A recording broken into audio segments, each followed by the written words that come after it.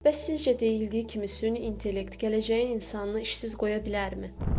Təbii ki, normal olaraq bəzi insanlar narahat olurlar ki, süni intellekt müəyyən xidmətləri yerinə yetirir, bəs biz necə edəcəyik? Mən deməzdim insanların işini əlindən alacaq, amma insanların iş formatını dəyişdirəcək. İnsanlar artıq daha yaradıcı işlərə fokuslanacaqlar və daha strateji məqsədlərə fokuslanacaqlar. Misal üçün deyirəm, tərcümə işləri, insanlara tərcümə işləri ilə çox vaxt ayırmayacaqlar. Bu artıq işi sürətləndirir. Amma bu o demək deyil ki, insan işinə ehtiyac qalmır. Yenə də hələ də canlı tərcüməçilərin istifadəsi bu normal şəkildə istifadə oluna bilər. Və ya karqıdalıqdan danışaq. Karqıdalıq məsələlərində süni intellekt artıq işin böyük hissəsini görə bilir, amma insanlar bu texnologiyanı hazırlaya biləcək bir məhsullar ortaya qoya bilərlər.